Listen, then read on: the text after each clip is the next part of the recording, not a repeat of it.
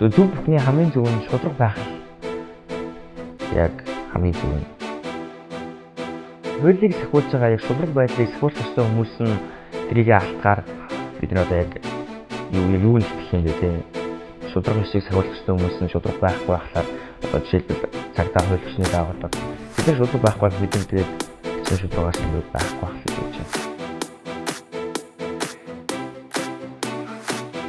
Авилга авах орон зайг үүсгэж байгаа хүмүүс нь яг ашиг харсан хүмүүс байгаа. Яг ашиг хүсэж байгаа тийм шудраг байж болчихсон. Шудраг байх бол тэр хүмүүс илүү ашигтай болохоор тэр хүмүүс авилгыг үүсгээд тэгээд авилга авч юм өгч юм тийм. Тэгэхээс бол өнгөрсөн байх юм байна. Авилга худал хуурмагтай эвдрүүл манай хойд хэлцүүд биш. Дүүнер доороос гарч ирж байгаа манай дүүнертэй. Тэгээд энэ чинь ингээд яваад л хэзэж зааж одоо байдаг дөө гэдэг биш.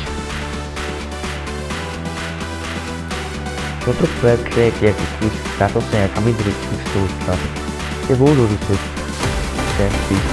хийхгүй гэж хүмүүр залуучууд бүр дороо бодож хэлээд бүгд тийм амар сэтгэл зүйл биш байна.